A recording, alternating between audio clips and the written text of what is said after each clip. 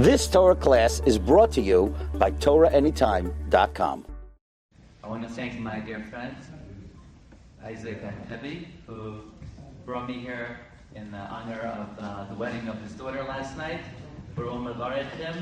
That they should be Chatan V'Kala, should be Zochel L'Bnot Bayit Haman B'Yisrael. And I want to thank my friend Yisrael, who's also Achi Hakala. Bezat Hashem, soon he should be Zochel at the right time. First he become big Talmid Chacham, and now Bezat Hashem also L'Bnot Bayit Haman B'Yisrael. We come every day to learn Torah and Yeshiva, and sometimes we have to ask ourselves, friends, if I could have your attention for a few minutes, this might be the most important thing you ever heard. We come every day to learn Torah. By the way, does everybody speak English? Yes. Yeah? Okay. You prefer Hebrew? No. Okay. We come every day to learn Torah, and sometimes we have to ask ourselves, we have to remind ourselves, why do we learn Torah? What exactly are we accomplishing by learning Torah? Does God get something from our learning Torah? Who are we learning Torah for? What does it do for us? How does it help us? The Gemara tells us there was a great rabbi by the name of Rav Sheshes. Rav Sheshes, every 30 days, he would review Kol HaTorah Kula, the entire Torah. Chumash, Mishnah, Gemara, he would review the entire Torah. And at the end of 30 days, he would climb up to the top of a ship, and he would talk to himself. He would say, Rav Sheshet, Chadai Nafshai, rejoice, be happy, be happy. I learned Torah for you, I learned Chumash for you, I learned Mishnah for you, I learned Talmud for you. And the Gemara says, what? Rav Sheshes learned for himself? Aren't you supposed to learn Torah to uphold the whole world? Did you know that learning Torah upholds the whole world? If it wasn't for the Torah, the world could not exist. You know, Rabbi Chaim Volozhiner writes that the reason why God created time zones, in Panamá it's now 12:30, in America it's 1:30, I don't know, in Cleveland it's 2:30, in Wyoming it's 3:30, in California, it's very interesting. Why did God create time zones? So that every hour of the day somebody's learning Torah, because if a moment would pass where there's no Torah in the world would stop existing. So why did Rav Sheshes say, I learned for myself? He should learn to keep the whole world going. And the Gemara says something very interesting. Me'ikara, which literally means in the beginning. Ki aved inish, when a person learns Torah, ada'ateh denafshei avad. He learns Torah for himself. But the question is, what do you mean in the beginning? Rav Sheshes wasn't a beginner. He was a great Talmid Chacham. He was Gadol Hador. He's not a beginner. So there's an amazing Vilna Gaon. We always think there are two kinds of mitzvot. There's Ben Adam Lamakom, and there's Ben Adam L'Chavero. For example, tefillah, prayer. What would you say prayer is? Ben Adam Lamakom, it's between you and Hashem. You're not doing it for your friend, you're not doing it for somebody else, it's between you and God. And then you have Gemilut Chasadim, acts of kindness. That's Ben Adam L'Chavero. Vilna Gaon says there's a third kind of mitzvah. Ben Adam La'atzmo. Between man and himself. Between man and himself. So what does that mean? Between man and himself. Says the Vilna Gaon, Torah is Ben Adam La'atzmo. What does that mean? How is Torah Ben Adam La'atzmo?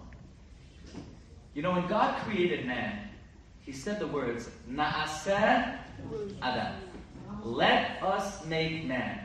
What do you mean, let us make man? It's a very problematic pasuk. Who's God talking to when He said, let us make man? So Rashi says He's talking to the Malachim. Why is God talking to the Malachim? God has to ask advice of the Malachim. So Rashi says it's God's humility. It is anivut. He's asking the advice of the Malachim. The Zohar HaKadosh says a different explanation. The Zohar HaKadosh says man is olam katan. small world. You know what it means we're a small world? That means first God created the sun and the moon. And then God created the earth. And He created the water and the plants and the animals. And God created many animals. He created animals that fly, they soar in the air like an eagle. He created animals that run very fast like a deer. He created animals that are strong and bold and courageous like a leopard. He created mighty animals like a lion. And after God created all of creation, He turns to the sun, to the moon, to the stars, to the earth, to the lions, to the leopards, to the eagles, to the deer. And He says, Na'aseh Adam, let us make man. Meaning, I want everybody to donate and to contribute your koach to make man. You know, do you remember what it says in Pirkei Avot? Have dibar ka'ari la'asot b'tzon avlis especially. Be strong like a lion. Does that make any sense? Imagine if you get up in the morning and your mother says, "Come on, you got to run to the yeshiva. Run like a deer." Is that an inspiring message? Run like a deer? It's irrelevant. What do you run like a deer? I'm not a deer. I'm a person. I'm a little lazy. Imagine if your mother said, "Be strong like a lion." You didn't be strong like a lion. I'm not a lion. I'm a boy. I'm a young man. I'm not a lion. What does it mean, Gibar Kari? Zohar HaKadosh says that when God created man, man is a composite. You know what composite means? He's a combination of the consistency of the sun and the moon, and the strength of a lion, and the swiftness of an eagle, and the quickness of a deer. The entire world is in one man. So if you ever get up in the morning and say, "Mani, what am I? I'm nothing. I can't accomplish anything. I can't do anything." It's Yetzer Hara. You know how great you could be? You have in you the strength, the quickness, the ability, the creativity of the entire world. Every power of every creation is within you. You know, sometimes you say, every day I have to get up. Yeah, you could do it every single day, like the sun. The sun rises every day, sets every day. Man has within them the consistency of the sun. The question, though, is, how do you bring out from your neshama the greatness that is inside of you? How do you access it? How do you open it up? You know, when we say a person was created in the image of Hashem, right? Are you familiar with that? The Torah says that God created man in the image of Hashem, which means, how did our neshama get inside of us? Hashem blew it into us. Vayipach be'apav nishman chayim. He blew it within us. Zohar HaKadosh says, Man dinafach, one who blows, midilei nafach. He blows from within himself. So when God blew our soul into us, imagine for a moment, blowing into a balloon. When you have air in a balloon, where does that air come from? It comes from the one who blew it up. So when God blew our soul into us, it comes from Hashem. That means we have within us a piece of God. That means how great could you be?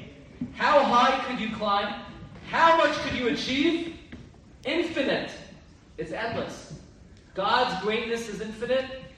Your greatness is practically infinite.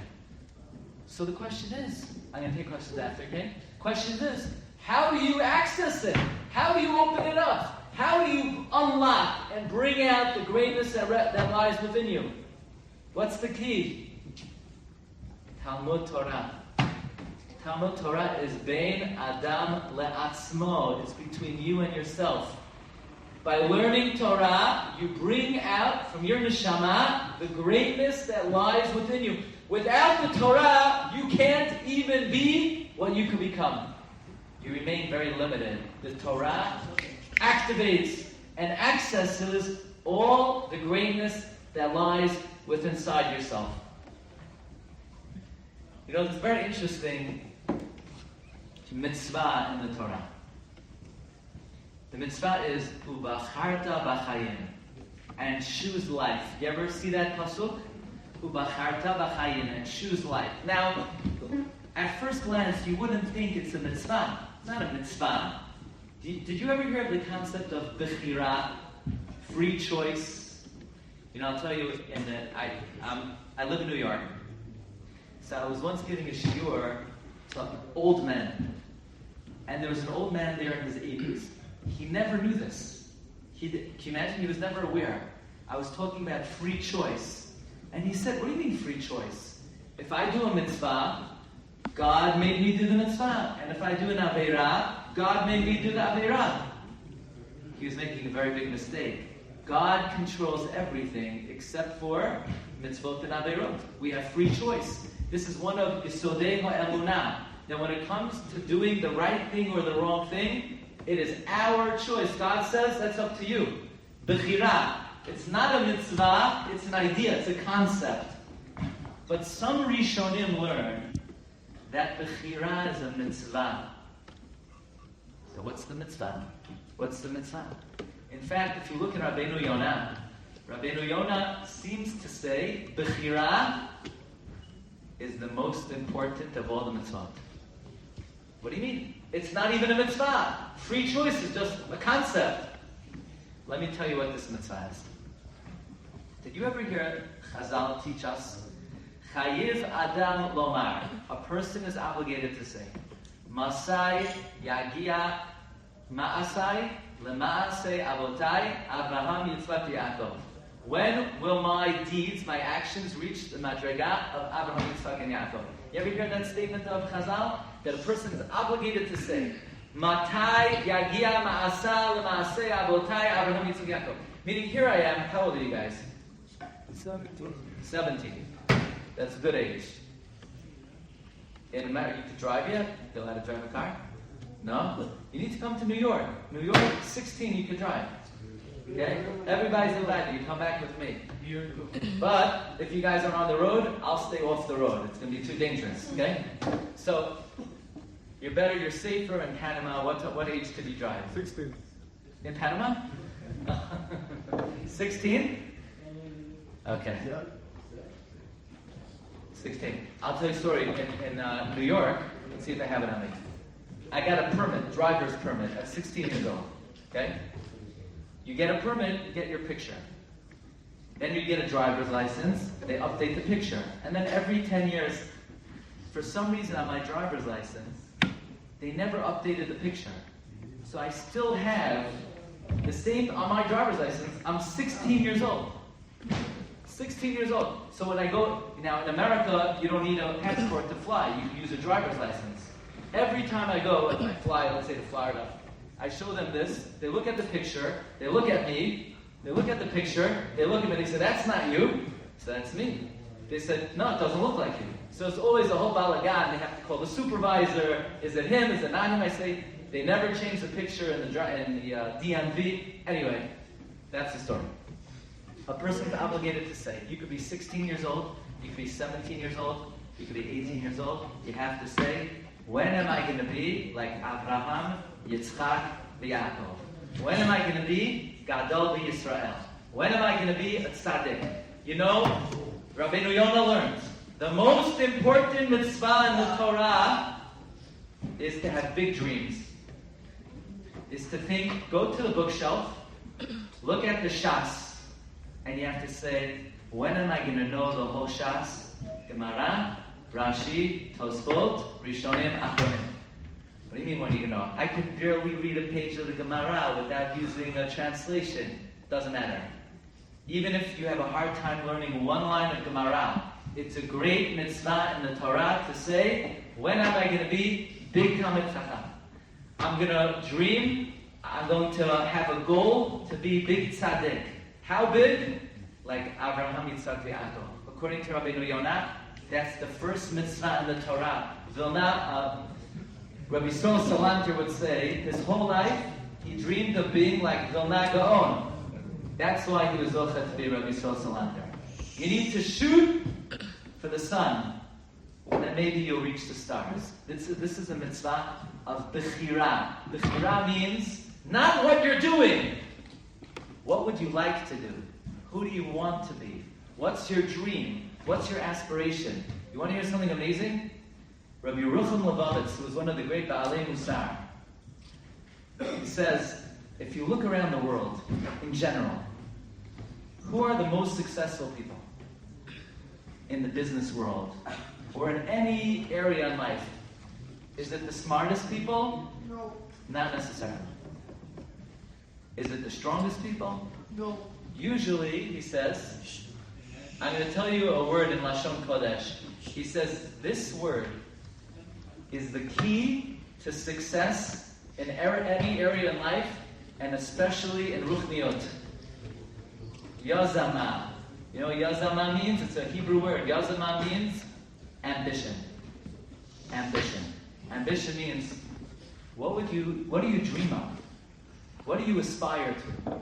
What would you like to be? People who have big aspirations, people who have big dreams, people who have big goals in life, you may or you may not reach them. But that's the key to greatness. Ubacharta b'chaim, to choose. You go to the shelf, you look at all the Sfarim, you say, one day, I'm going to know all the Sfarim. One day, I'm going to help Am Yisrael. One day, if Hashem gives me zechut, I'm going to try to help the Jewish people. Maybe we'll have the opportunity, maybe we won't. But the first step is wanting it. Wanting it. You have to want it. Actually, somebody once came to Rabbi Chaim Kanievsky, the Gadol Hadar. He said, Rabbi Chaim, please give me a bracha. For what? To be a big Talmid Chacham. So Chaim Kanievsky says, I can't give you a bracha to be a Talmid Chacham. You have to learn the Gemara, then you can become a Talmid Chacham. So he came to Rabbi Chaim, he said, okay, give me a bracha that I should want to become a Talmid Chacham. Rabbi Chaim says, I can't give you a bracha that you should want to. That's up to you. That's your free choice. So he said to Rabbi Chaim, give me a blessing. I should want to be a Talmid Chacham. So Rabbi Chaim smiled. He said, that I could give you a blessing for. I bless you. You should want to be a Talmid Chacham. One of my favorite stories, my grandfather was a survivor of the Holocaust. And after he was liberated in 1945, he met a great rabbi, Rabbi Yitzchak Isaac Halevi Herzog, who's the first chief rabbi of the state of Israel. And Rabbi Yitzchak Isaac Halevi Herzog went to meet the Pope in 1945. And during the Holocaust, many families in Poland, in Germany, in Hungary, gave their children to Christian families. Because if the Germans would have come, they would have killed all the children. So they gave their children to Christian families to hide the child, in disguise as a Christian. They gave them over to churches, to monasteries, to nuns. Actually, Rav Herzog had with him a list of 10,000 boys and girls who Jewish families gave over to churches, to monasteries, to Christian families. And Rav Herzog was going to the Pope that the Pope should return all of these Jewish children to Am Yisrael. And the Pope said, no, all of these children have been baptized, meaning they were converted to Christianity. Our law is that once a child is converted to Christianity, they can never go back to any other religion. And they slammed the door on Rav Herzog's face, and he wasn't able to get back any of the children. You know the famous stories of Rabbi Lazer Silver? He would go into churches, he would go into monasteries, he would cry out, Shema Yisrael Hashem Elokeinu Hashem Echad. And these little boys would they would be awoken. They remembered hearing that 5 years ago, 10 years ago, and they came running to him. Most of these children were lost forever. And shortly after the Holocaust, Rabbi Herzog came to America, and he went to a yeshiva to speak to boys your age. And he gave a shiur, a lamdasha shiur on the Gemara.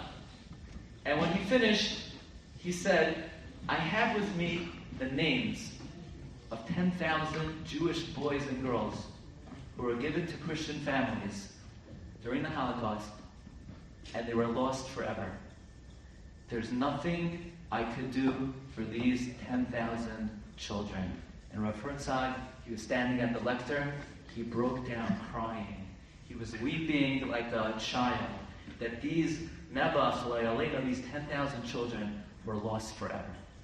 But then he got up. Now, Rav Herzog was a very aristocratic personality. He wore a shiny top hat, and he had a silver cane. And he said, there's nothing I could do for these 10,000 boys and girls.